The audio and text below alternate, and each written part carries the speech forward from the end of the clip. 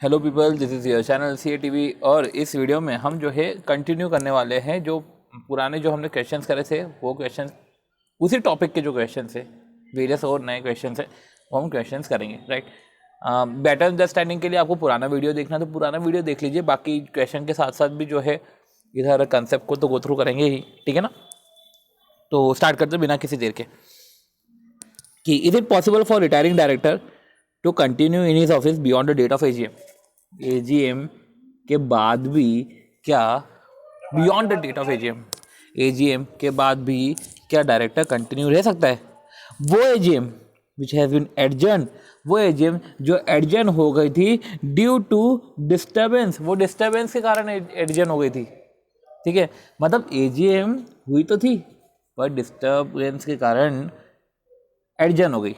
Means अगर AGM नहीं होती तो last date on which AGM ought to have been held, तब डायरेक्टर सीज हो जाता, सीज टू होल्ड ऑफिस। पर एजीएम एडजर्न हुई है, एजीएम हुई है, अब हुई है तो उसमें रीअपॉइंटमेंट नहीं हुआ है और एडजर्न हो गई है, तो ठीक है। तो एजीएम में अगर रीअपॉइंटमेंट नहीं हुआ या तो रीअपॉइंटमेंट होता तो बहुत ही अच्छा होता। तो एजीएम जो है एडजर्न हुई डिस्टर्बेंस के कारण, मतलब उस एजीएम में रीअपॉइंटमेंट, आइदर रीअपॉइंटमेंट होता तो अच्छी बात होती, पर रीअपॉइंटमेंट तो नहीं हुआ। मीन्स कोई भी रीअपॉइंटमेंट नहीं हुआ। साथ ही मीटिंग ने ऐसा कुछ डिसाइड नहीं किया for non reappointment. Meeting does not resolve, मतलब मीटिंग ने ऐसा कुछ भी डिसाइड नहीं किया कि हम इसको रीअपॉइंट नहीं करेंगे या हम रीअपॉइंटमेंट ही नहीं करेंगे। तो ऐसे केस में जब मीटिंग में ही ऐसे कुछ बात नहीं करी, मतलब कि एक होप है ना कि रीअपॉइंटमेंट हो सकता है, तो ऐसे केस में हम एडजर्न मीटिंग कर लेंगे, ठीक है। तो रीअपॉइंटमेंट कर सकते हैं एडजर्न मीटिंग में।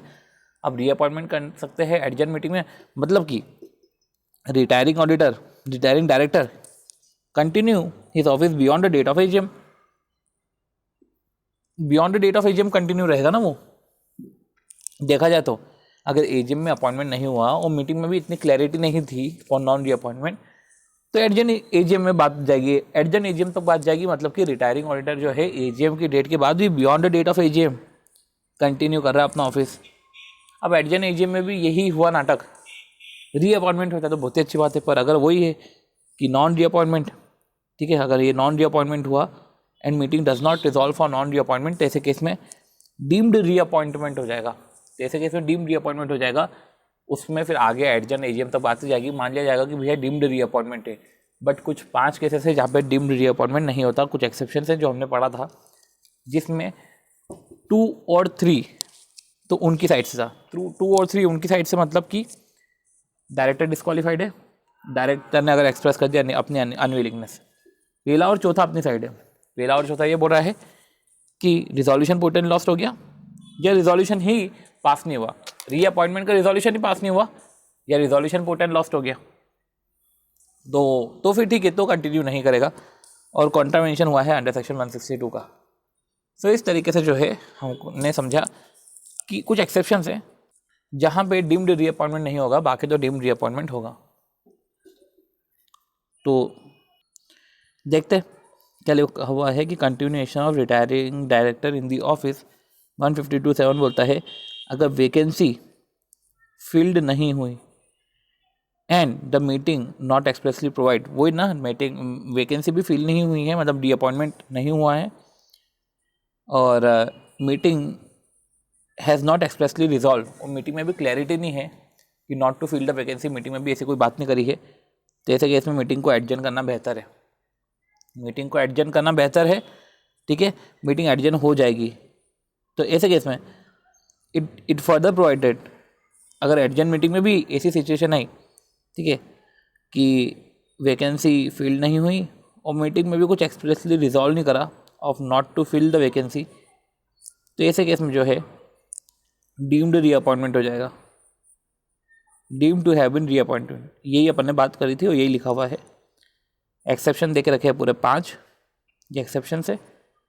कंक्लूजन ये है कि रिटायरिंग डायरेक्टर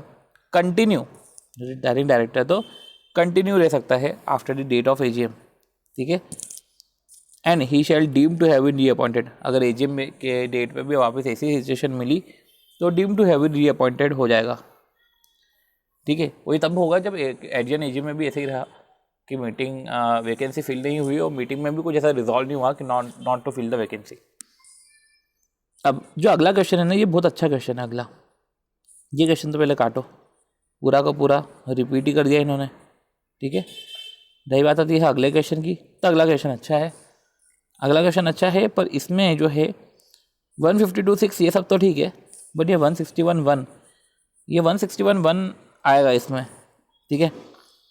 तो बेटर है कि हम तभी करें इसको, और फिर आती बात उसका अगला क्वेश्चन ईजी हो जाएगा अगर ये अगला क्वेश्चन में रेफरेंस नहीं हो तो, ठीक है। ये इसका अगला क्वेश्चन ईजी है। देखो चलो ये क्या लिखा हुआ अगला क्वेश्चन,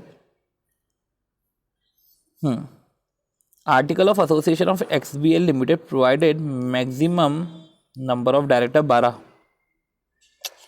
ओके, क्या नाटक है।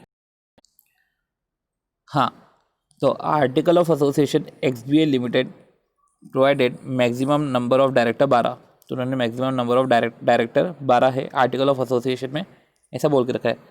प्रेजेंटली कंपनी के पास तो 10 डायरेक्टर है। हाँ, तो since XBL was expanding its business, so its board of director was desire to increase the number of director to 16। तो 12 मैक्सिमम है, 10 है, 16 तक जाना है, 2 स्पेशल रिजोल्यूशन तो लग जाएंगे, ठीक है। During its time out of 10 director in its board 2 of the director have retired bye rotation. अब 10 में से 2 तो रिटायर बाय रोटेशन है। अब समझो 2 of the director have retired bye rotation, तो ये रोटेशनल डायरेक्टर है कि रिटायरिंग डायरेक्टर है। हमने ये पढ़ा था कि रिटायरिंग डायरेक्टर है, ये हमने पढ़ा था जहां पर मैं आपको बताता हूँ कि ये नोट्स में लिखा हुआ था, ये लिखा हुआ इधर कि director retiring by rotation is a retiring director, rotational director नहीं होते, ठीक है। तो ये रिटायरिंग डायरेक्टर है और ये मैंने मेरे रेफरेंस के लिए लिखा हुआ है, बट हाँ चलो ठीक है, ये रिटायरिंग डायरेक्टर है, समझते हैं। The place of retiring director was not so filled up in the meeting and has also not expressly resolve, देखो ना तो फील हुआ ना तो not expressly resolve not to fill the vacancy, ये तो वही सिचुएशन आ गई पूरी। Due to some reason AGM adjourn हो गई। At this adjourn meeting also, लो क्या बोल दिया, place of retiring director could not be filled up, तो फिर तो डीम्ड रीअपॉइंटमेंट हो जाएगा ना, यही तो है बात, ठीक है। Referring to the provisions of companies act 2013 decide whether the board of director can increase the number of director to 16, क्या बोर्ड ऑफ डायरेक्टर इंक्रीज कर सकता है नंबर ऑफ डायरेक्टर टू 16? हाँ, तो बोर्ड ऑफ डायरेक्टर इंक्रीज कर सकता है number of director to 16, पर 2 स्पेशल रिजोल्यूशन पास करने पड़ेंगे। What will be the consequences if at the AGM meeting also place of retiring director could not be filled up? तो हमने पढ़ा था कि could not be filled up तो वो डीम्ड रीअपॉइंटमेंट हो जाता है, तो ऐसे केस में डीम्ड रीअपॉइंटमेंट हो जाता है क्योंकि एडजन मीटिंग में भी कोई अपॉइंटमेंट नहीं हुआ है और meeting does not resolve not for reappointment, और मीटिंग में भी कुछ ऐसा रिजॉल्व नहीं हुआ है फॉर नॉन रीअपॉइंटमेंट, ऐसे केस में डीम्ड रीअपॉइंटमेंट हो जाएगा, और उसके 5 एक्सेप्शंस है। What if at adjourn meeting retiring director has given a notice in writing, अगर रिटायरिंग डायरेक्टर ने नोटिस दिया राइटिंग में and the board of director expressly his desire not to be re elected, board of director को उसने writing में बता दिया desire कि not to be re elected, तो उसने एक्सप्रेस कर दी अपनी अनविलिंगनेस, तो ऐसे केस में एक्सेप्शंस में आ जाएगा, मतलब कि उसका डिम रीअपॉइंटमेंट नहीं हो पाएगा। तो यही हमारा कंक्लूजन है कि number of director number can increase to 15, above 15 special resolution लगेगा, ठीक है। फिर रही बात अगर देखें तो retiring director deem to be reappointed at the adjourn meeting, तो डीम री अपॉइंटमेंट की तो बात हमने कर ही ली थी, ठीक है, क्योंकि एडजर्न मीटिंग में वैकेंसी फिल नहीं करी और एक्सप्रेसली रिजॉल्व भी नहीं करा कि not to fill the vacancy, और एक्सेप्शन है, ठीक है, कि अगर उसने सामने नहीं बोल दिया कि मुझे नहीं अपॉइंट होना है तो retiring director shall not be deemed to have reappointed at the adjourn meeting, वो डीम्ड नहीं माना जाएगा, फिर शैल नॉट बी डीम्ड, इधर डीम्ड, ठीक है, ये सारा करते हुए अब अगला क्वेश्चन की तरफ बढ़ते हैं नेक्स्ट क्वेश्चन की तरफ। तो ये क्वेश्चन तो पहले काटो, ये क्वेश्चन भी इजी था। चलो, AGM of Hero limited has been scheduled in compliance with the requirement of companies act, ठीक है, तो AGM of Hero limited scheduled हुई थी. In this connection it has some director who are rotational and out of which some have been appointed long back.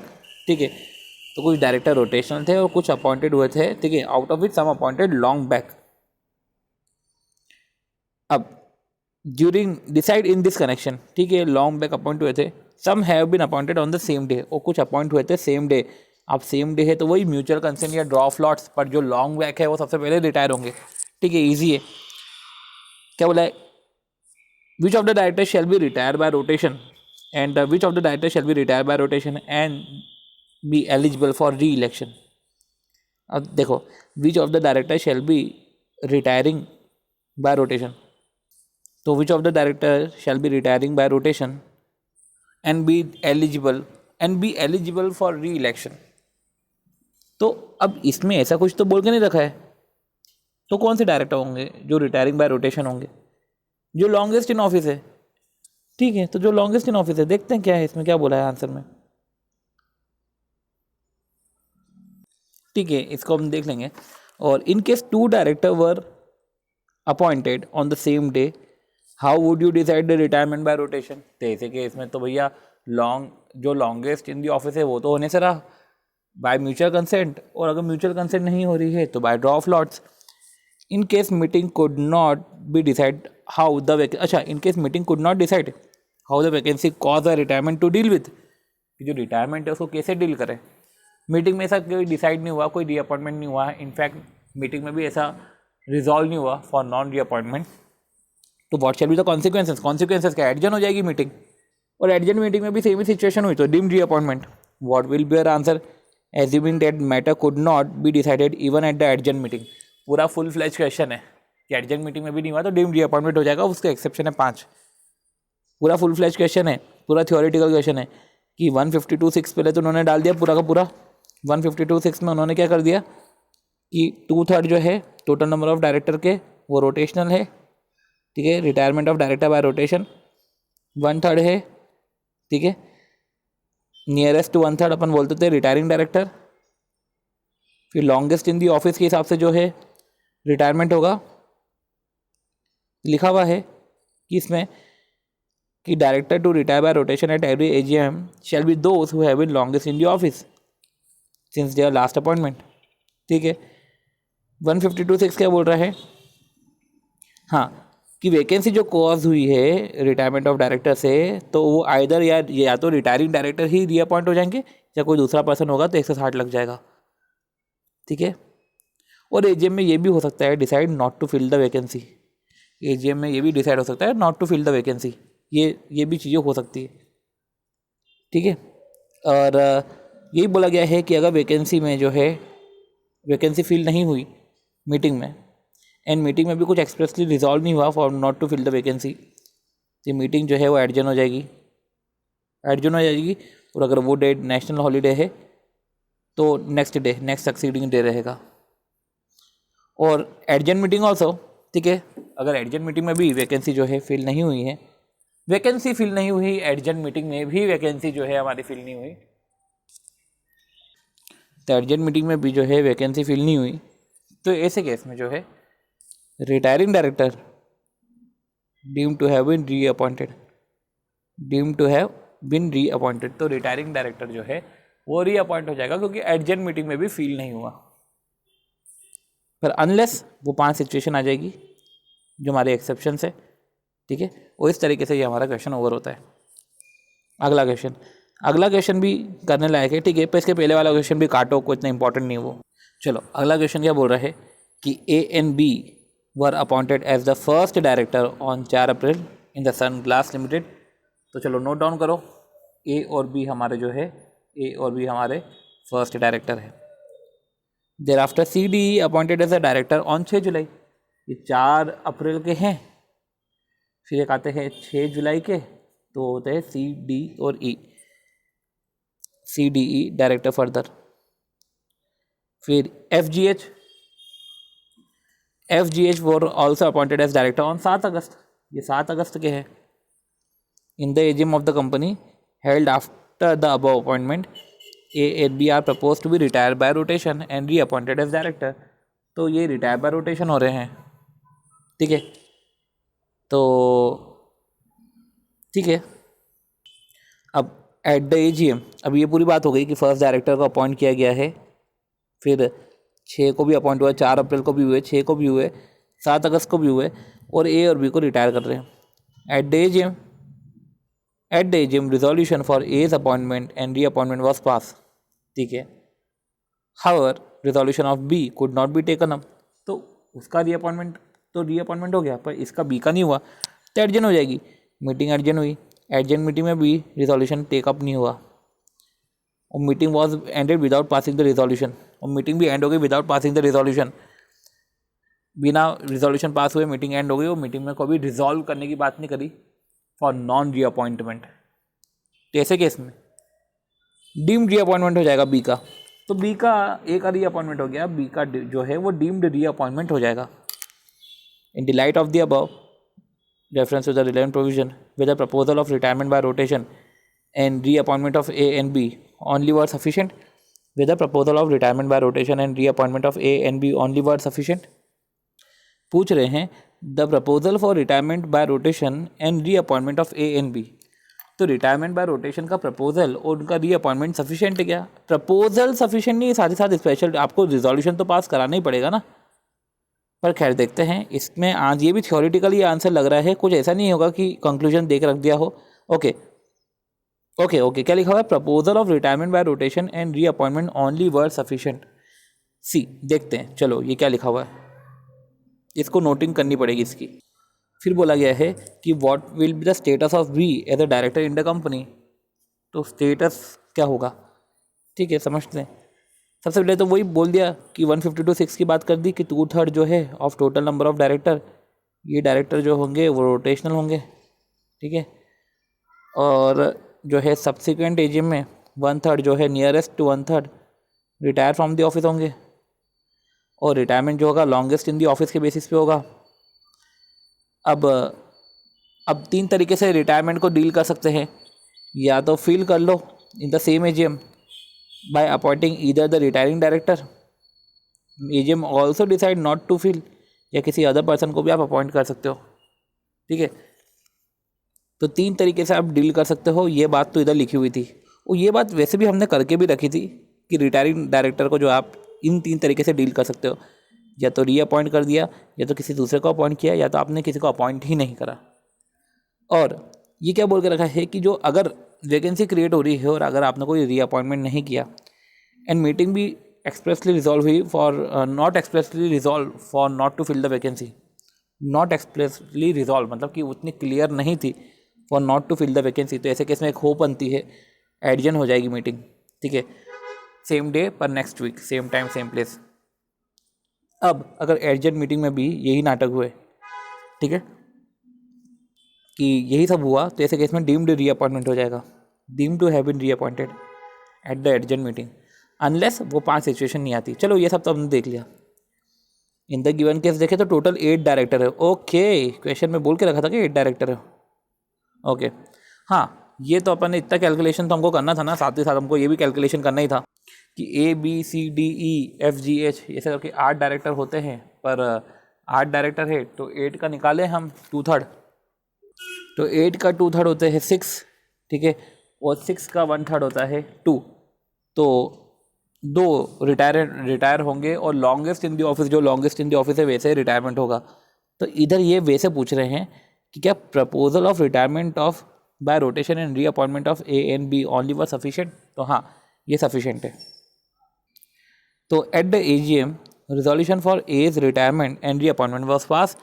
However, before the resolution for B could taken up for consideration, meeting was adjourned. अच्छा, okay, but resolution of B जो अपन ने पढ़ा था could not taken up for consideration, उसे consider ही नहीं करा गया और मीटिंग एडजर्न हो गई।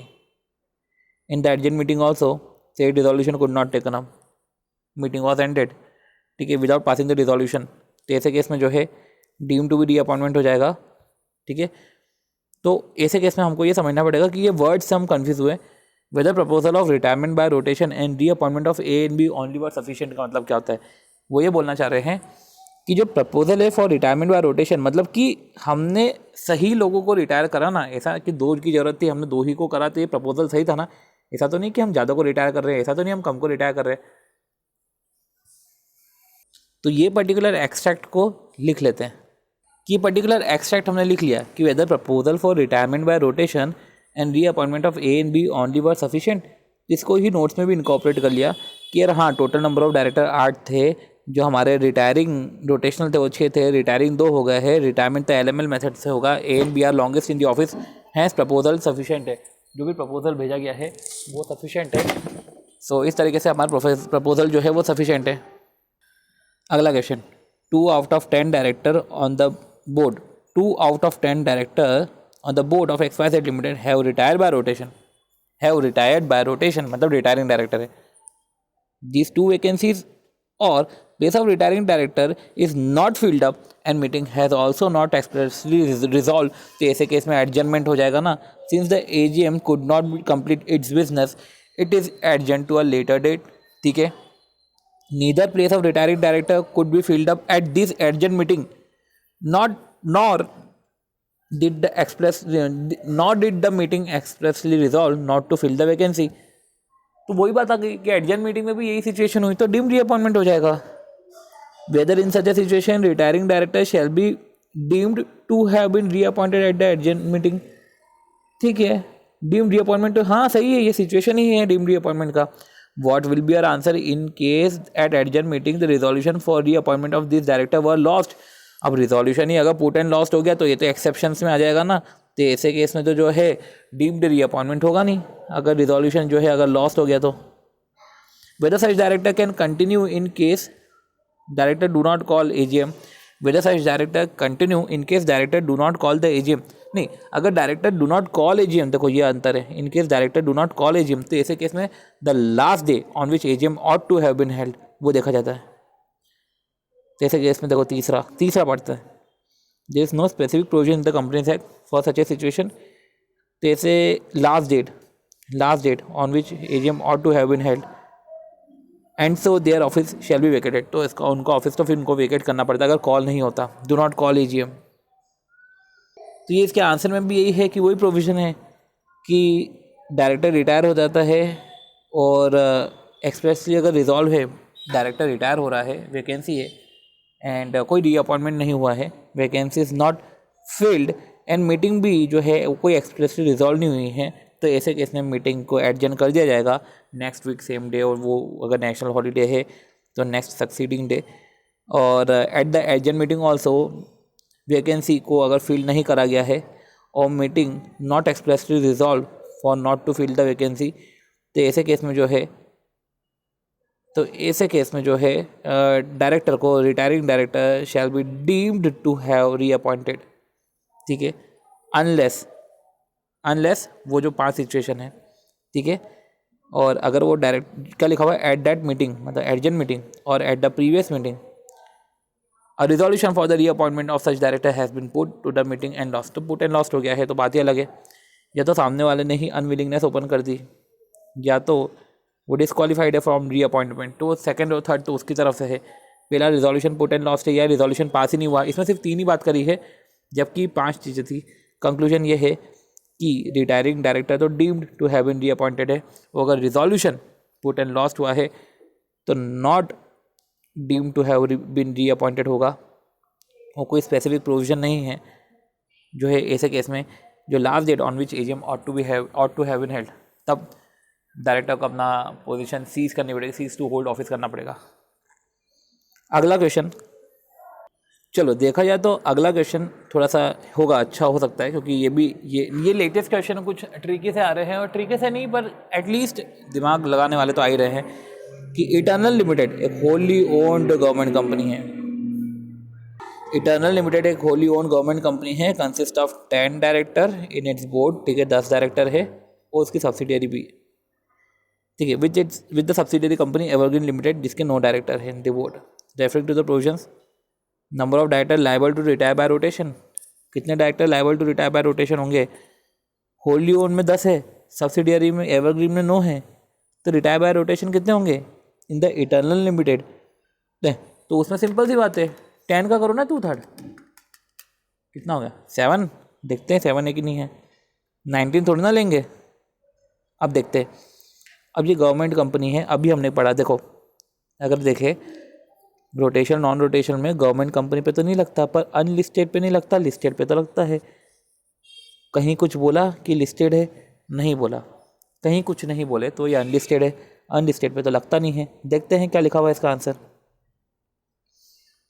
तो क्या लिखा हुआ है, ये wholly owned government company unlisted है, तो ये अप्लीकेबल ही नहीं होगा, ठीक है। और ये एज्यूम्ड है कि company has not committed any default, ठीक है। तो वही no default in filing 137 annual return, 192 annual return और 137 एनुअल फाइनेंशियल स्टेटमेंट, ठीक है। कहीं कुछ नहीं लिखा है तो अनलिस्टेड है, लिस्टेड है तो अलग से बोल के रखते हैं, ठीक है। तो ये बात कर रहे हैं हम एवरग्रीन में कितने डायरेक्टर जो होंगे रिटायर होंगे। अब गवर्नमेंट कंपनी की सब्सिडियरी भी तो गवर्नमेंट कंपनी ही होगी, तो एवरग्रीन भी ऐसी है, सब्सिडियरी कंपनी है, तो रिटायरमेंट बाय रोटेशन तो इधर भी एप्लीकेबल नहीं है। What will be the legal situation, तो what will be the legal situation in case Eternal Limited is a listed government company.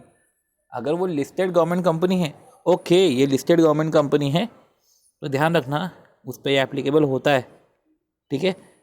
तो ऐसे केस में लिस्टेड हाँ ठीक है, और 1 सेकेंड, हाँ अगर लिस्टेड गवर्नमेंट कंपनी होता तो ये अप्लीकेबल है, ठीक है। 10 डायरेक्टर है ना, 10 का 2/3 कितना निकलता है, 7 डायरेक्टर, 7 रोटेशनल है, ठीक है। 7 का 1/3 2.3 मतलब कि 2 वो रिटायर है, ठीक है। और 7 रोटेशनल है तो 3 नॉन रोटेशनल है, तो 3 कैन भी नॉन रिटायरिंग नहीं है, 3 कैन भी नॉन रोटेशनल होगा। फिर 7 रोटेशनल में से 2 है, 7 जो है रोटेशनल डायरेक्टर में से 2 डायरेक्टर रिटायर होंगे, ठीक है। ये करते हुए हमने जो है बात करी है, और ठीक है ये क्वेश्चन अच्छा क्वेश्चन था, और ये क्वेश्चन डायरेक्ट क्वेश्चन था, तो हम बस इधर ये मार्क कर लेते हैं कि ध्यान रखना कि इस पे क्वेश्चन है सेपरेट, तो इसको ऐसे ही मार्क कर लिया गया है कि ये क्वेश्चन एंड आंसर इस पे जो है क्वेश्चन एंड आंसर इसमें है। LML मेथड तो ठीक है सबको पता है, पर ये हाँ रिजोल्यूशन जो पुट एंड लॉस्ट है इस पर भी क्वेश्चन थे। तो ये सब बातें करते हुए ठीक है ये क्वेश्चन भी डायरेक्ट क्वेश्चन था, बट हाँ ये नया क्वेश्चन था, डायरेक्ट क्वेश्चन में नया क्वेश्चन था। उस पर्टिकुलर पॉइंट को फोकस देने के लिए हमने बाकायदा उधर क्यू लिख दिया है, ताकि जब अगले सेट ऑफ जब रिविजन वीडियोज़ इशू हों तब जो है हम ये सब बातें कर सकें, ठीक है। MTB अक्टूबर 19 लिखना ज़रूरी नहीं है, ठीक है, इससे ही हमको समझ में आ जाएगा। ओके सो इस तरीके से रोटेशनल और रिटायरिंग डायरेक्टर के जो क्वेश्चन ओपन ओवर होते हैं। अब हम देखते हैं और भी कुछ क्वेश्चन है क्या, क्योंकि हमने प्रोपोर्शनल रिप्रेजेंटेशन ये सब भी पढ़ा था। 160 की सीरीज़ तो वैसे भी आगे ही आएगी, क्योंकि इसमें अपन ने 160 162 ये सब भी पढ़ा है, क्या है 160, ओके 160 पे तो है क्वेश्चंस, होंगे ही क्वेश्चन इस पर भी। 161 हमने नहीं पढ़ा था, तो 160 पे क्वेश्चन है, वो हमको देखना क्या है, साथ ही साथ और क्या देखने का है, 161 2 3 4 ये तो चलता रहेगा। चलो तो हम जो है सेशन 160 पढ़ने वाले हैं। सी अभी तक के जो क्वेश्चन से इजी थे, आपको अगर सही लग रहा हो, जैसा भी लग रहा हो, अपने हिसाब से लाइक शेयर सब्सक्राइब कमेंट जो भी करना हो कर लेना, पर कमेंट तो कम से कम करना है यार, वो कमेंट से ज़्यादा अच्छे से क्विकली समझ में आता है कि क्या एटलीस्ट लोग चाह रहे हैं, ठीक है। जितना मुझे बन रहा है करना वो तो मैं कर ही रहा हूँ, बट जब कुछ कमेंट आते हैं तो उससे क्लैरिटी आती है कि यार और किस तरीके से बेटर वीडियोस बना सकते हैं, ठीक है। सो हाँ 160 क्या बोला है, management of ATP limited a company listed with the stock exchange Mumbai wants to appoint mister A as the director of the company. उसको ए को डायरेक्टर अपॉइंट करना है at the AGM of the company, जो held हो रही है 24 मई को। It may be noted that A कोई रिटायरिंग डायरेक्टर नहीं है, ठीक है। The management seek your guidance regarding the procedure to be adopted for the purpose. Okay management जो है लिस्टेड है, वांट टू अपॉइंट ए, तो आप क्या बोल सकते हो, क्या अपॉइंट कर रहे हो ना यार, तो अपॉइंट कर रहे हो तो रिटायरिंग को ही अपॉइंट कर रहे होंगे, पर नहीं लिख दिया कि ए कोई रिटायरिंग डायरेक्टर नहीं है, तो 160 लग जाएगा, ठीक है। मैनेजमेंट को आपसे गाइडेंस चाहिए, procedure to be adopted for the purpose, you are required to state the procedure to be followed, for giving effect to such proposal and formalities to be observed after appointment of A as director. So you are required to state the procedure to be followed for giving effect to such proposal and formalities to be observed. तो procedure बताना है and formalities to be observe after the appointment of mister A as director. ठीक है, formalities देखो, procedure क्या है, साथ ही साथ formalities to be observe. So ठीक है, तो प्रोसीजर टू बी फॉलोड, ठीक है, and formality to be observe after appointment of A as director by the management of ATP limited as per the provisions of companies act. यही आ रहा है कि notice has been receive from a member proposing himself for appointment as a director after the issue of notice convening the AGM. अब ये जो question है, इस क्वेश्चन में ऐसा लिखा हुआ है कि नोटिस जो है रिसीव हुआ है for proposing himself for appointment as a director after the issue of notice of AGM. अब आप कैसे डील करोगे सिचुएशन को? ठीक है, समझते हैं. हमने तो यही पढ़ा था कि एटलीस्ट 14 दिन पहले तो होना चाहिए.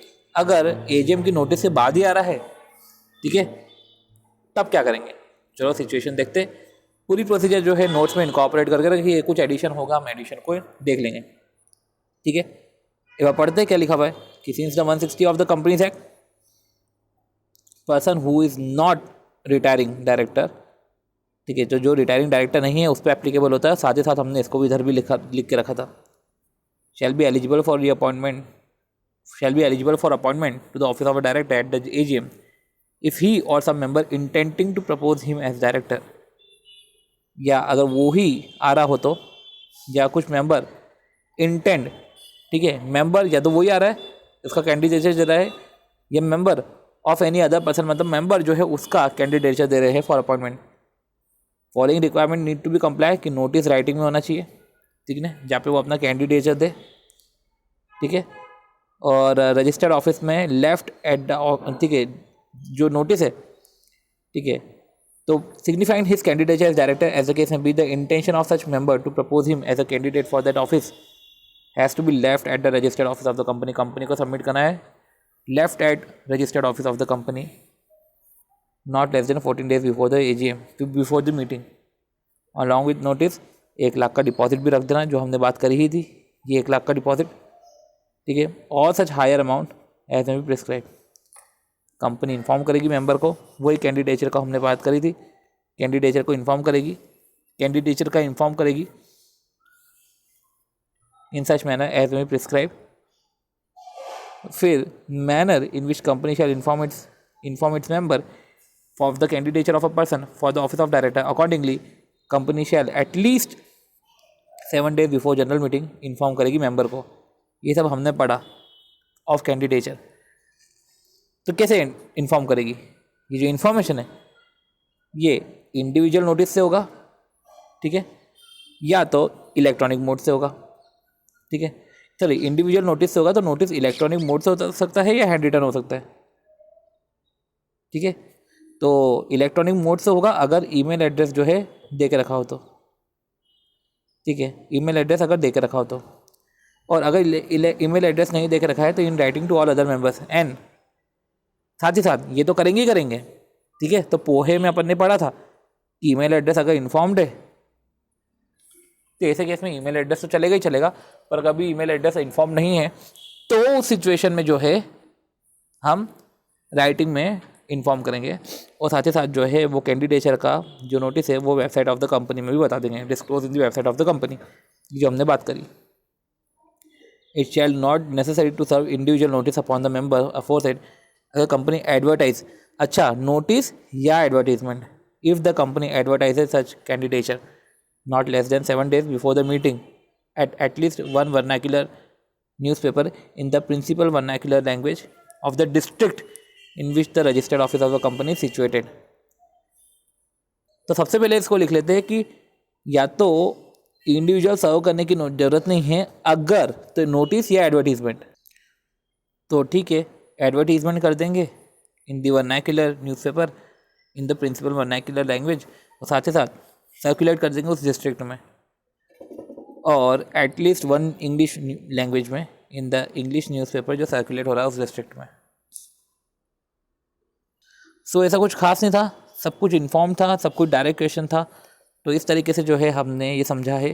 ठीक है, और ये नोटिस 14 दिन पहले ही जाना चाहिए, अदरवाइज तो जो है अपॉइंटमेंट इनवैलिड हो जाएगा। तो कायदे से ये मैंडेटरी है ये कंप्लाई करना। तो इस तरीके से क्वेश्चन डायरेक्ट क्वेश्चन था, इजी क्वेश्चन था, कुछ इतना खास नहीं था। इस क्वेश्चन को काट दिया जाए। ये पर्टिकुलर प्रोविजन पढ़ने के बाद ठीक है, अब हम जो है प्रोपोर्शनेट रिप्रेजेंटेशन से पहले जो हमने पढ़ा था कि एक रिजोल्यूशन से एक से ज़्यादा डायरेक्टर भी अपॉइंट हो सकते हैं, वो पर्टिकुलर वाला concept 162 appointment to be voted of individually, ठीक है। तो वो हम उस पर जो है अब हम क्वेश्चन करने वाले हैं। ये 162 प्रोविजन है, साथ ही साथ 162 के नोट्स है। ओके, हम जो है पर्टिकुलर अब इस पर क्वेश्चन करेंगे। क्या लिखा हुआ है?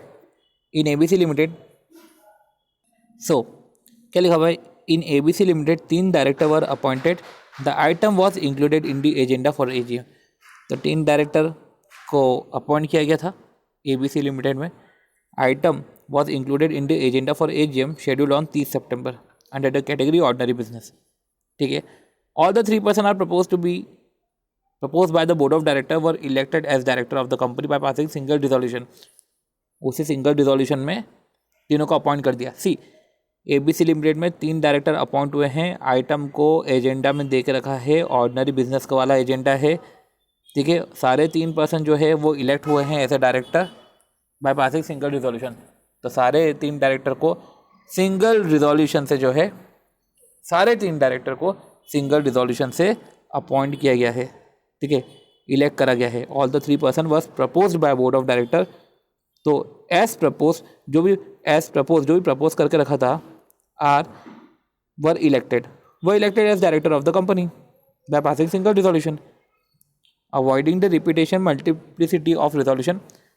हाँ ठीक है, वो उसको अवॉइड करने के लिए। After the 3 director joined the board, certain member objected to their appointment and the resolution. Examine the provisions of companies act 13 and decide whether the contention of member shall be tenable.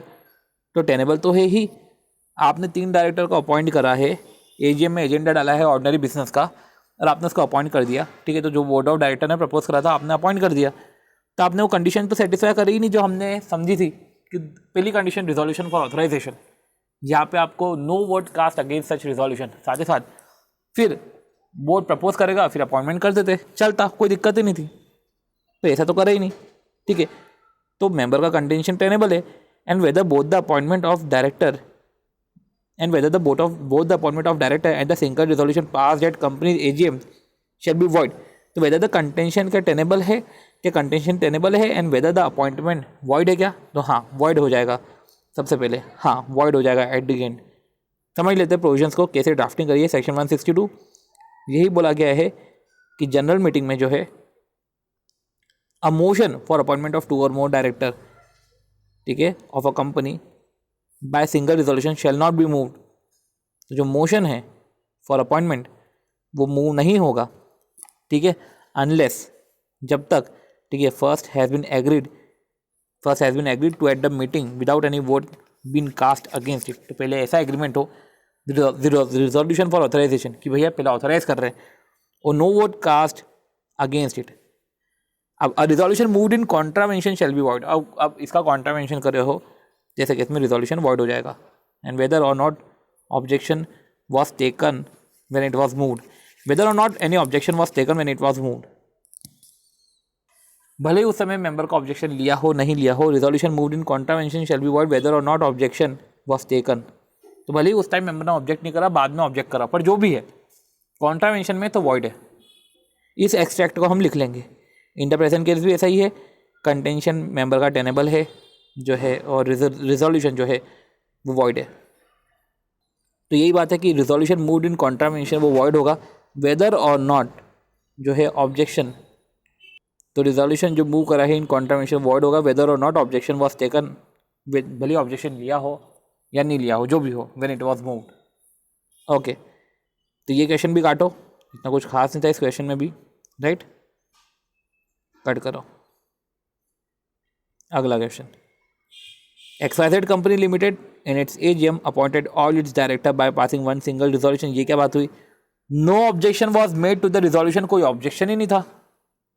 Examine the validity of appointment, तो objection नहीं था पर फिर भी authorisation तो लेना पड़ेगा ना, किसी ने ऑब्जेक्ट नहीं करा, दैट डजंट मीन कि सब वैलिड है। तो सबसे पहले एग्जामिन द वैलिडिटी, तो वही अवॉइड है। Will it make any difference if XYZ limited was a private company, तो प्राइवेट कंपनी पे तो ये एप्लीकेबल ही नहीं होता है, तो वो तो चलेगा। तो सबसे पहले रिजोल्यूशन वॉइड है, इज इनवैलिड, वही अपॉइंटमेंट इनवैलिड है, और ये प्राइवेट कंपनी पे नहीं होता, ठीक है। प्राइवेट कंपनी जिसने डिफॉल्ट नहीं करा है 137 और 92 में, और गवर्नमेंट कंपनी और गवर्नमेंट कंपनी की होली ऑन सब्सिडियरी, तो ऐसे केस में सब चलेगा। इसी पर्टिकुलर पॉइंट को लिख लिया गया है कि XYZ कंपनी लिमिटेड ने अपने AGM में अपॉइंट किया सारे डायरेक्टर को सिंगल रिजोल्यूशन से, तो कोई ऑब्जेक्शन नहीं था उस रिजोल्यूशन के ऊपर।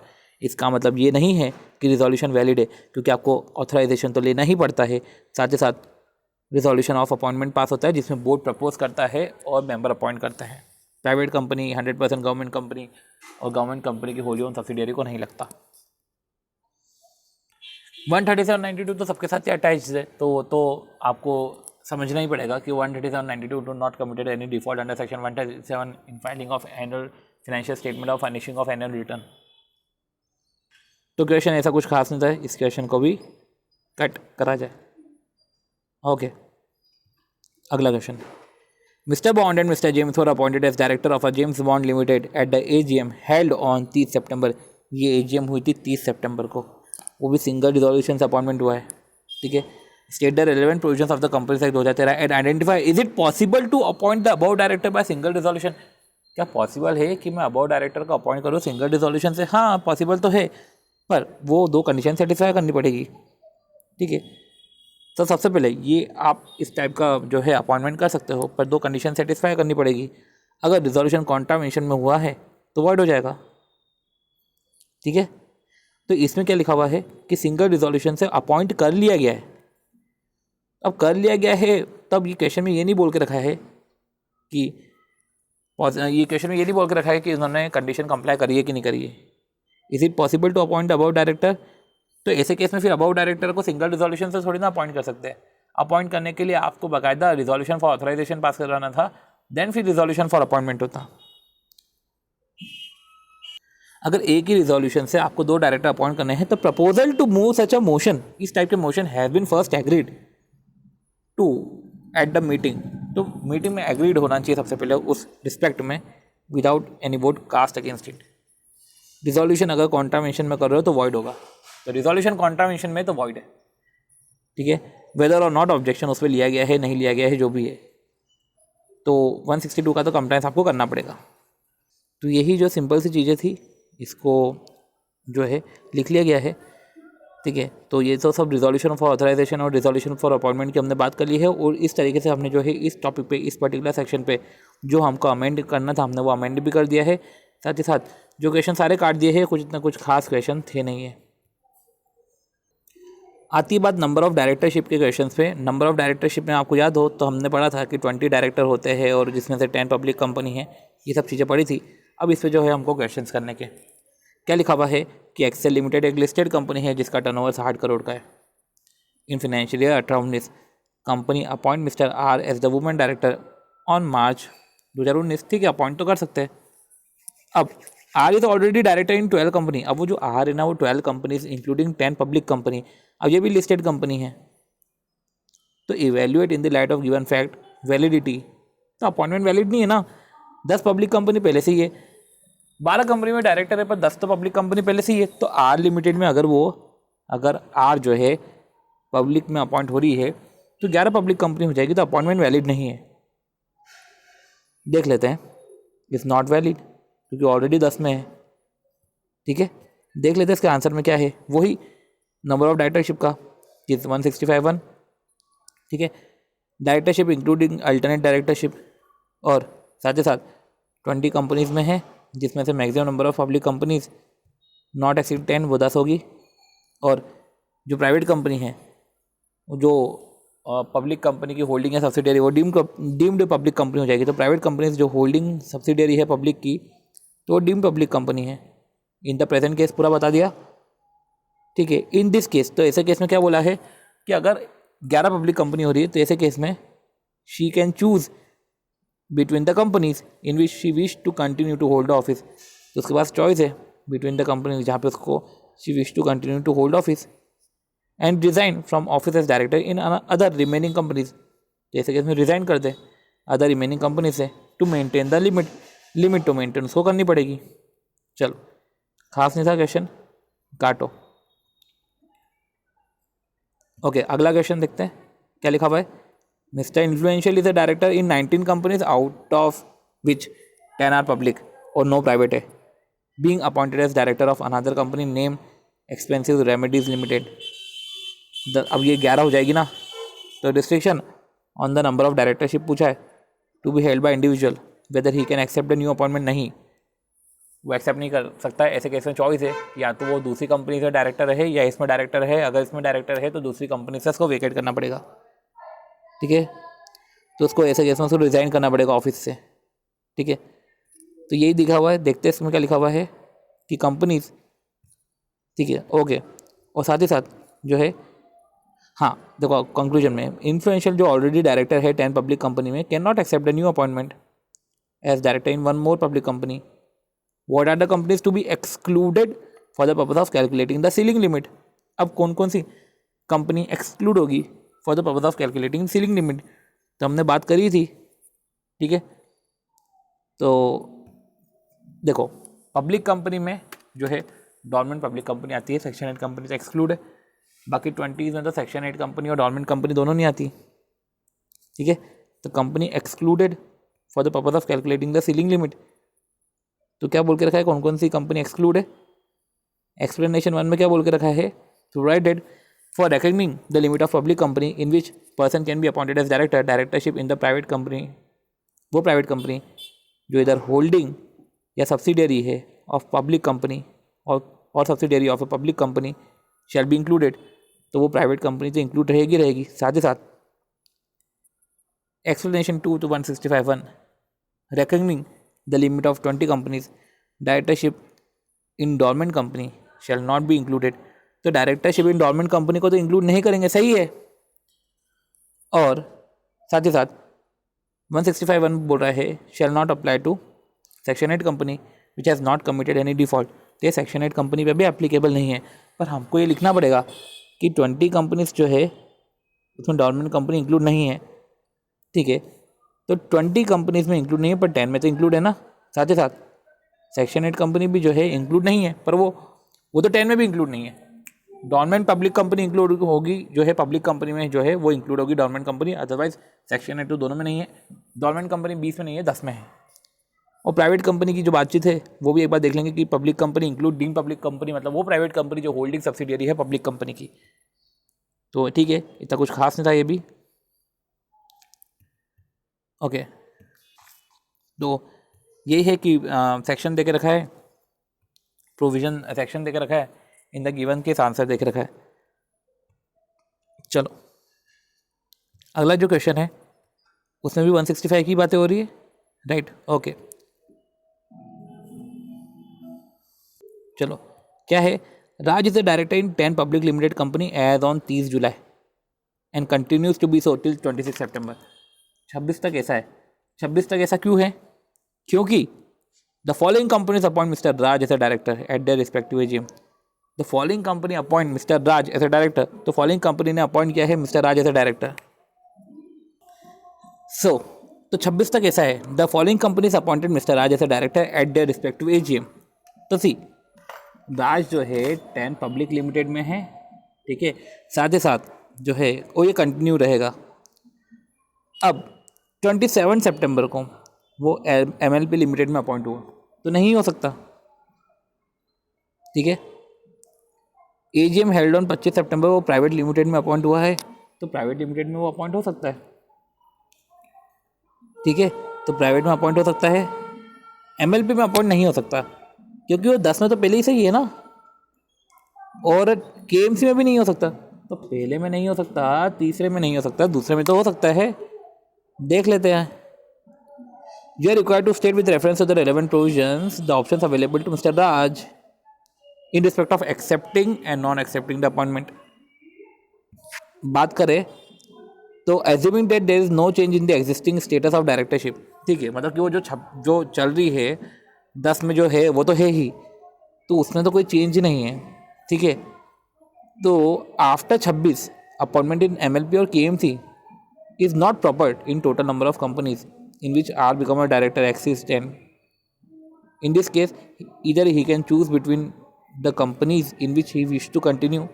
तो उसका ऑप्शन है आइदर चूज दिस कंपनीज, जिसमें से कोई सी एक कंपनी चूज करे, ठीक है, and resign from office as a director in other remaining companies, ठीक है, to maintain the limit of holding of directorship. However Pat तो प्राइवेट लिमिटेड कंपनी है, तो उसका अपॉइंटमेंट वो एक्सेप्ट कर सकता है, प्रोवाइडेड वो प्राइवेट कंपनी होल्डिंग सब्सिडियरी नहीं हो पब्लिक कंपनी की। तो ऐसे केस में वो डीम्ड पब्लिक कंपनी हो जाएगा, तो फिर वो अपॉइंटमेंट हो ही नहीं पाएगा ना, फिर तो अपॉइंटमेंट हो ही नहीं पाएगा। तो ऐसी प्राइवेट कंपनी तो डीम्ड पब्लिक कंपनी हो जाएगी, ठीक है। तो ठीक है, कुछ नॉर्मल सा आंसर है, जिसमें 165(1) की बात करेंगे कि डायरेक्टरशिप में इंक्लूड होगा अल्टरनेट डायरेक्टर, तो ये तो है ही कि डायरेक्टरशिप में इंक्लूडिंग होगी अल्टरनेट डायरेक्टरशिप, ये सब चीज़ें होगी इंक्लूड। और 20 कंपनी की लिमिट है और 10 कंपनीज की लिमिट है। फिर एक्सप्लेनेशन में आ गया कि जो प्राइवेट कंपनी जो होल्डिंग और सब्सिडियरी है पब्लिक की, तो डीम पब्लिक कंपनी है, ये सब चीज़ें हुए। और फिर डोरमेंट कंपनी और सेक्शन 8 कंपनी की हम बात कर लेंगे। इन द प्रेजेंट केस करके इन्होंने आंसर को कंक्लूड कर दिया। ओके, अब फॉर्चून लिमिटेड जो है डायरेक्टर, सबसे पहले तो क्वेश्चन काटो, इतना कुछ खास नहीं था क्वेश्चन में भी, कुछ भी नहीं था, थोड़ा सा क्वेश्चन था, इजी क्वेश्चन था। चलो अगला question, Fortune limited is holding directorship in following types of company. 4 public company है, 10 प्राइवेट कंपनी है, तो 10 + 4 10 प्राइवेट है, ठीक है, और 4 पब्लिक है। चलो 2 कंपनीज रजिस्टर्ड अंडर सेक्शन 8। तो सी अगर देखें तो 14 कंपनीज तो हो गई है, 14 कंपनीज तो हो गई है यूँ देखा जाए तो, पर 14 में से 4 अपनी जो है पब्लिक कंपनी है, राइट। सेक्शन 8 वाली कंपनी तो कितनी भी लो आएगी नहीं, तो 2 कंपनीज तो नहीं आने वाली।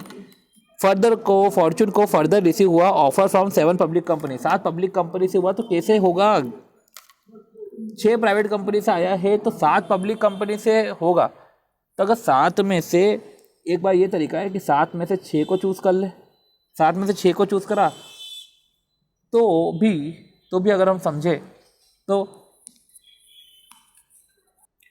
10 पब्लिक हो जाएगी, ठीक है, और 10 प्राइवेट हो जाएगी, ऐसा हो जाएगा। 10 पब्लिक हो जाएगी और 10 प्राइवेट हो जाएगी, ठीक है। या तो एक तरीका है 6 प्राइवेट कंपनी से ऑफर आया है, अगर 6 प्राइवेट कंपनी से आया तो वो चूज़ कर ले, या तो 6 पब्लिक कंपनी चूज़ कर ले, 6 प्राइवेट कंपनी चूज़ कर ले, क्योंकि 6 प्राइवेट कंपनी से 20 की लिमिट में तो हो जाएगा, पर 20 की लिमिट में जो है वो 4 पब्लिक कंपनी रहेगी। और अगर 6 पब्लिक कंपनी चूज़ करती है तो 10 पब्लिक कंपनी और 10 प्राइवेट कंपनी रहेगी, ठीक है। और साथ ही साथ 2 कंपनी रजिस्टर्ड अंडर सेक्शन 8, तो वो तो कितने भी लो चलेगा, ठीक है।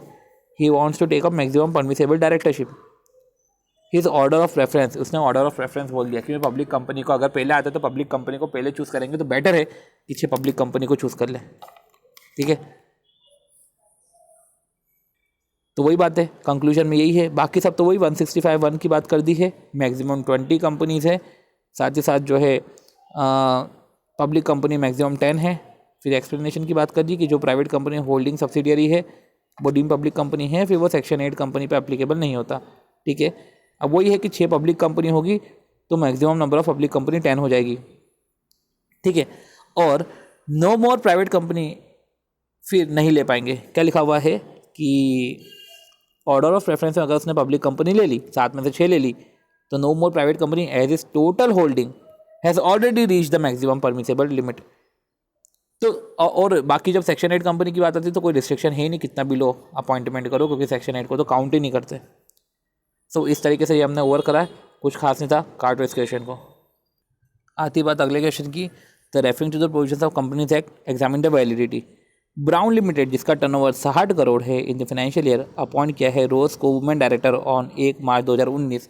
तो ठीक है, रोज तो पहले से ही 12 कंपनी और 10 पब्लिक कंपनी में होल्ड कर रही है, तो ब्राउन लिमिटेड तो एक और पब्लिक कंपनी हो जाएगी, तो 11 पब्लिक कंपनी हो जाएगी, नहीं अपॉइंट कर सकते रोज को, लिख लो। तो आंसर तो सेम ही है, वो जो इसके पहले भी मैंने डिक्टो क्वेश्चन करा था। जैस्मिन डायरेक्टरशिप होल्ड करती है 8 पब्लिक कंपनी में, जिसमें एमडी है 2 कंपनी में और डायरेक्टरशिप है 6 कंपनी में, ठीक है। वो अल्टरनेट डायरेक्टरशिप भी 3 कंपनी में होल्ड कर रही है, ठीक है। And independent directorship in 3 subsidiary of brown limited. वो ब्राउन लिमिटेड कौन है, ठीक है।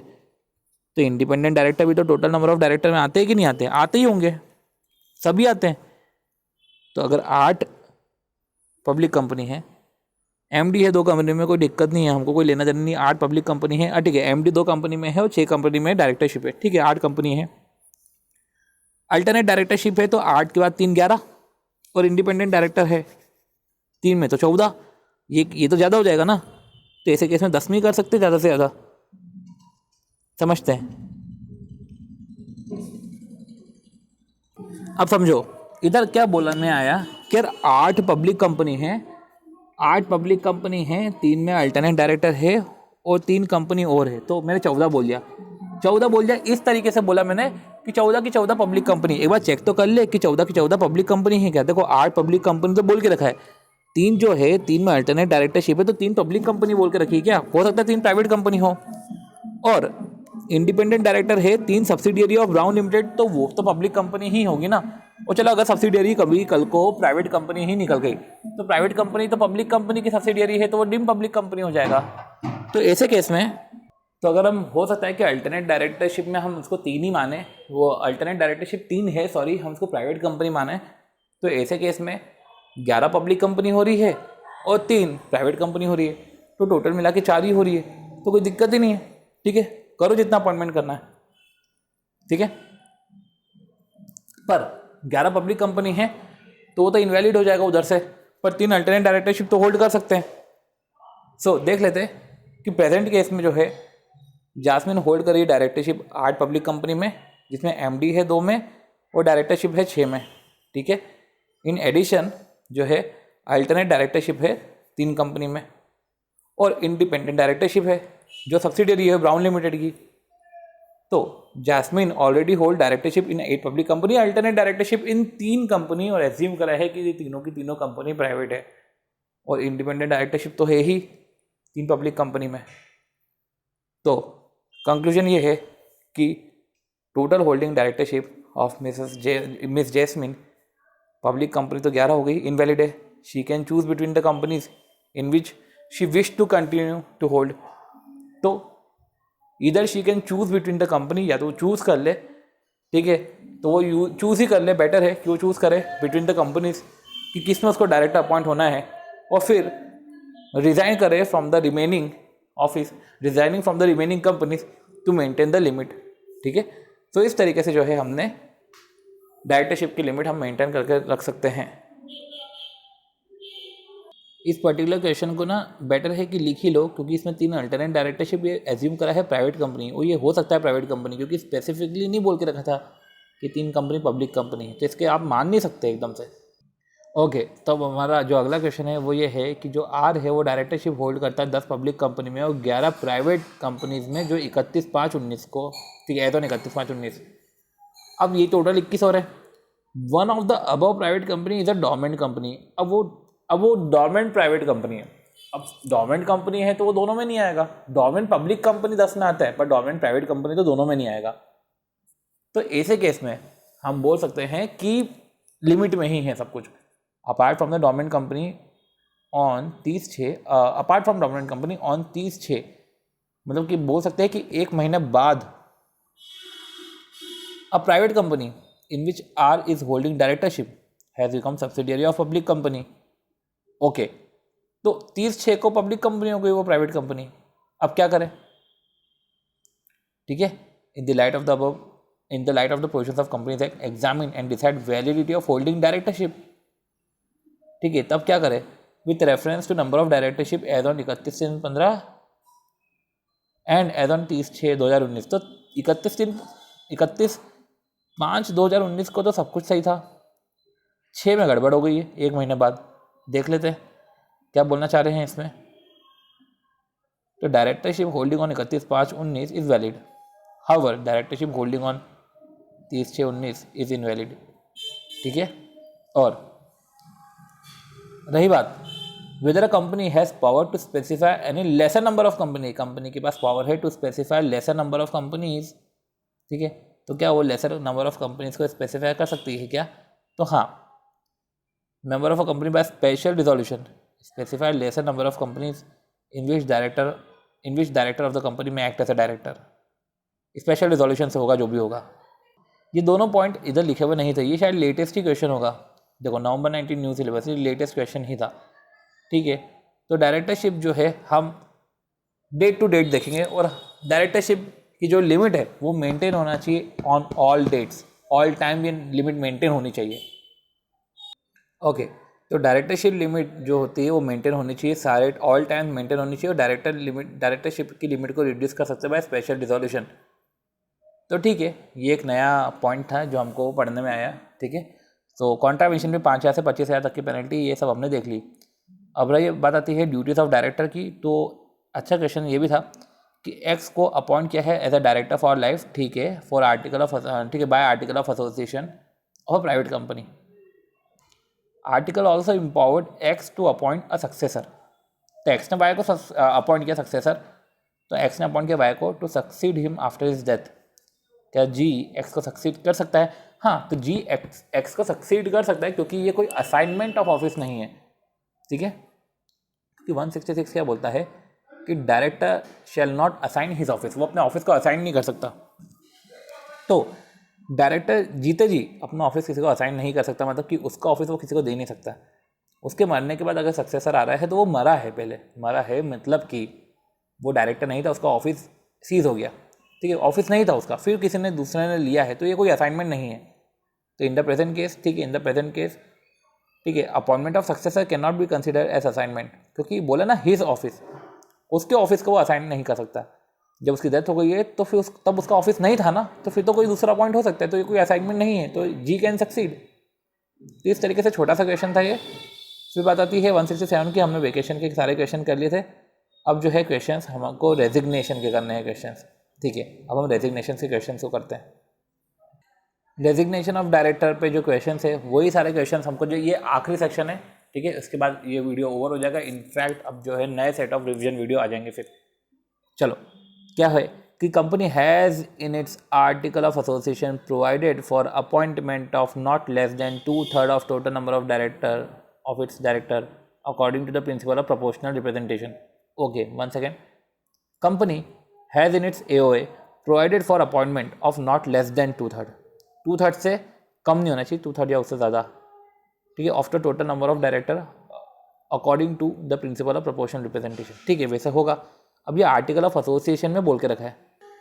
अब बोला गया है can the directors appointed be removed by the company in general meeting. तो डायरेक्टर को जो अपॉइंट किया गया है क्या उसको रिमूव कर देंगे जनरल मीटिंग में? ओके, ये सेक्शन 169 रिमूवल के क्वेश्चन है, और हम 168 के क्वेश्चन कर रहे थे। ये गलती से आगे आते समय 169 के क्वेश्चन को हमने ले लिया है। ओके, ठीक है, हमको 168 के क्वेश्चन करने हैं। सी रेजिग्नेशन का question, due to internal problems in the working of messrs in fighting detergent limited, ठीक है, तो सत्यम शिवम जो डायरेक्टर थे हैव सबमिट देयर रेजिग्नेशन, ठीक है, एंड डिसाइड टू डिसएसोसिएट, कि डिसएसोसिएट करो वर्किंग ऑफ द कंपनी से, रिजाइन कर दो। सुंदरम, ठीक है, सुंदरम जो मैनेजिंग डायरेक्टर है उसने रिफ्यूज़ कर दिया रेजिग्नेशन। क्या रिफ्यूज़ कर सकते? नहीं, क्योंकि इनका स्टैच्यूटरी राइट है। हमने पढ़ा था कि डायरेक्टर का स्टैच्यूटरी राइट है रिजाइन करना। Company can't compel, company can not compel director to continue, ठीक है, तो वो रोक नहीं सकती, जिनका स्टैच्यूटरी राइट है। Whether MD can compel, okay, यहीं से तो डिराइव हुआ है वर्ड, क्या एमडी कंपेल कर सकता है? एमडी कंपेल नहीं कर सकता, ठीक है। तो रेजिग्नेशन ऑफ डायरेक्टर में वही है सेक्शन 168, डायरेक्टर रिजाइन कर सकता है, नोटिस देगा राइटिंग में, ठीक है, और बोर्ड जो है on receipt of such notice take the note, बस वो एक नोट करेगा कि चलो ठीक है ये रिजाइन कर रहे हैं, ठीक है। Resignation of the director shall take effect from the date on which notice is receive. तो रेजिग्नेशन ऑफ डायरेक्टर जो है वो इफेक्ट रहेगा, शैल टेक इफेक्ट, ठीक है, फ्रॉम द डेट जो on which notice is receive. तो डेट जो डेट जब नोटिस रिसीव हुआ, और जो डेट जो है स्पेसिफाइड है नोटिस में, जो भी लेटर हो, तब से रेजिग्नेशन का इफेक्टिव डेट होती है, जो हमने इधर भी पढ़ा था। और there is no requirement of acceptance of resignation, resignation acceptance की जरूरत नहीं, there is no requirement of acceptance. तो resignation is not with standing with acceptance, तो एक्सेप्टेंस की जरूरत नहीं है, कंपनी वैसे भी कंपेल नहीं कर सकती। इन द प्रेजेंट केस करके कंक्लूजन की बात कर ली कि कोई राइट नहीं है एमडी का टू रिजेक्ट रेजिग्नेशन, ठीक है, इजी क्वेश्चन था, काटो। इसके पहले वाले क्वेश्चन भी काटा था कि नहीं काटा था वो भी एक बार देख लेते हैं, काटो ये क्वेश्चन भी, कुछ इतना खास नहीं। चलो ठीक है, अब अगला क्वेश्चन है, जो Raj director of POL limited submit करा है resignation from the post of director on 30 June, उसने रेजिग्नेशन सबमिट करा है। ठीक है, तो Raj director of POL limited submit करा है resignation from the post of director to the board of director on 30 June 2019 and obtain a receipt there on the same day. Resignation submit करा, ठीक है, बोर्ड ऑफ डायरेक्टर को, और उसी time पे receipt हो गया। बोर्ड ऑफ डायरेक्टर ने एक्सेप्ट ही नहीं करा रेजिग्नेशन, और ना तो उसने एक्सेप्ट करा, तो देखो resignation is not with standing with acceptance, तो रेजिग्नेशन तो रहेगा। और बोर्ड ऑफ डायरेक्टर ने फिर आगे जो है फाइल भी नहीं करा रजिस्ट्रार को, तो सी ये रजिस्ट्रार को फाइल करना ये कंसिक्वेंशियल एक्ट है। कल को कंसिक्वेंशियल एक्ट नहीं करे तो इसका मतलब ये थोड़ा ना कि रेजिग्नेशन इनवैलिड हो जाएगा। ठीक है, तो you are required to state whether Raj cease to be the director of POL limited.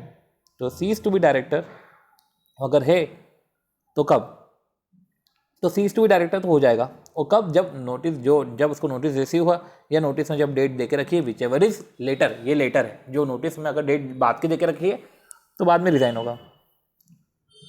168 की बात करें तो वही देके रखा है, डायरेक्टर रिजाइन कर सकता है, राइटिंग में नोटिस जो है देगा। ठीक है, और board on receipt take a note on same. ठीक है, फिर आती है बात कि रूल 15 ये बोलता है कि company shall with in 30 days from the receipt जो है नोटिस का, वो डायरेक्टर का रेजिग्नेशन जो है फॉर्म नंबर DI 12 में पोस्ट करेगा and post the information on the website. साथ ही साथ वो इन्फॉर्मेशन भी पोस्ट करेगा वेबसाइट पे। ठीक है, तो company shall with in 30 days from the receipt, ठीक है, इंटीमेट द रजिस्ट्रार DI 12 में और post the information on the website. और ये हो गया, तो ये कंपनी शैल, ये तो करना ही पड़ेगा, ये कंपनी शैल इधर बोल के रखा है, director may also forward copy of his resignation, may also forward copy of his resignation along with detailed reason for the resignation. ठीक है, वो भी 30 दिन के अंदर। ठीक है, विद इन 30 डेज, तो ये भी विद इन 30 डेज है। In form DI 11 along with the prescribe fees. तो इसमें लिख लेते हैं, दो चीज़ें लिखना जरूरी है, एक तो मे, ठीक है, साथ ही साथ जो है 30 दिन में। फिर आती बात 168(2) की, प्रोवाइड डेट रेजिग्नेशन का इफेक्टिव डेट क्या रहेगी, डेट जब नोटिस रिसीव हुआ है या डेट स्पेसिफाइड करेंगे which ever is later. Present case की बात कर ली है, रेजिग्नेशन जो है of the Raj shall take effect, तो resignation of mister Raj shall take effect from the date on which notice is receive.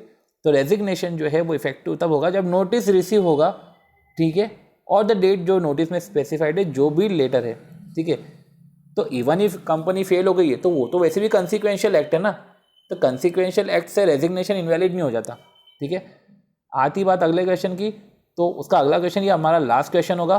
क्या बोल के रखा है कि विजय डायरेक्टर है, उसने रिजाइन किया है after giving due notice to the company and he forward copy of resignation in E form DI 11 to the registrar. ठीक है, what would be the status of Vijay अगर कंपनी फेल टू इंटीमेट, अगर company fail to intimate about resignation, तो ये वैसे भी consequential act है।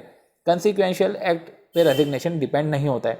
168 की बात करें तो सबसे पहले हम आंसर पे देख लेते हैं कि, ठीक है, even if company fail to intimate about the resignation, अगर कंपनी फेल भी हो गई है तो रेजिग्नेशन इनवैलिड नहीं होगा। ठीक है, तो रेजिग्नेशन तो विल टेक इफेक्ट, तो यही है। 168 की बात कर दी है कि डायरेक्टर रिजाइन कर सकता है, नोटिस देगा बोर्ड ऑफ डायरेक्टर को, ऑन रिसिप्ट पे वो take a note on the same. ये है कि कंपनी को शैल बोला है कि कंपनी शैल 30 दिन के अंदर वो जैसे रिसिप्ट हुआ वो इंटीमेट करेगा रजिस्ट्रार को DI 12 में, और साथ ही साथ वेबसाइट में भी पोस्ट कर देगा। ठीक है, इस तरीके से जो है कंपनी इंटीमेट करेगा। रही बात आती है तो डायरेक्टर जो है वो इंटीमेट करेगा, तो डायरेक्टर के पास ऑप्शन है कि वो इंटीमेट करे नहीं करे। ठीक है, और रेजिग्नेशन की जो इफेक्टिव शैल टेक इफेक्ट तो ऑन द डेट जब उसको नोटिस रिसीव हुआ कंपनी को, या तो डेट स्पेसिफाइड है, ठीक है, नोटिस में which ever is later. Present case में पूरी बात कर ली है कि प्रेजेंट केस में तो ऐसा हुआ है कि डायरेक्टर ने रिजाइन किया है after giving due notice, director resign कर रहा है आफ्टर गिविंग ड्यू नोटिस, उसने कॉपी भी फॉरवर्ड करी है with in the prescribe time. ठीक है, और कंपनी ने जो है कंसिक्वेंशियल एक्ट नहीं करा पर डायरेक्टर ने करा है, तो रेजिग्नेशन तो इफेक्टिव रहेगा। ठीक है, जब notice, date on which notice receive और द डेट जो नोटिस में स्पेसिफाइड है, जो भी लेटर है। इवन इफ कंपनी फेल, अगर कंपनी फेल भी हो गई तो वो वैसे भी कंसिक्वेंशियल एक्ट है, रेजिग्नेशन तो हमारा वैलिड ही रहेगा। तो इस तरीके से हमने सारे क्वेश्चन आंसर्स करे हैं। अच्छा खासा एम्पल ऑफ टाइम लगा है इन सब के क्वेश्चन आंसर्स करने में, क्योंकि प्रोविजंस, छोटे छोटे क्वेश्चंस, प्रोविजंस बहुत सारे थे, इजी प्रोविजंस थे, बट इस पे क्वेश्चंस, एम्पल क्वेश्चंस पूछे गए हैं, तो हम इसको अंडर एस्टिमेट नहीं कर सकते। इस टाइप के क्वेश्चंस एग्जाम में आते ही हैं और हमने देख भी लिया है। तो इस तरीके से हमने जो है प्रोविजंस और नोट्स को सबको इंटरलिंक कर दिया है। जब भी नोट्स में जब भी कुछ अमेंड करने का था तो हमने नोट्स को उसको अमेंड भी कर लिया गया है, और इस तरीके से हमारे सारे क्वेश्चंस और होते हैं वो ये भी क्वेश्चन काट दिया जाता है, क्योंकि इस भी क्वेश्चन में, ये भी क्वेश्चन में कुछ खास नहीं था। इसके पहले वाला क्वेश्चन भी काटो। तो इस तरीके से जो है हमने सारे क्वेश्चन खत्म करे हैं। अब मिलते हैं हम नेक्स्ट वीडियो में, और नेक्स्ट वीडियो में हम जो है नए सेट ऑफ प्रोविजंस पढ़ेंगे। Okay, thank you, bye.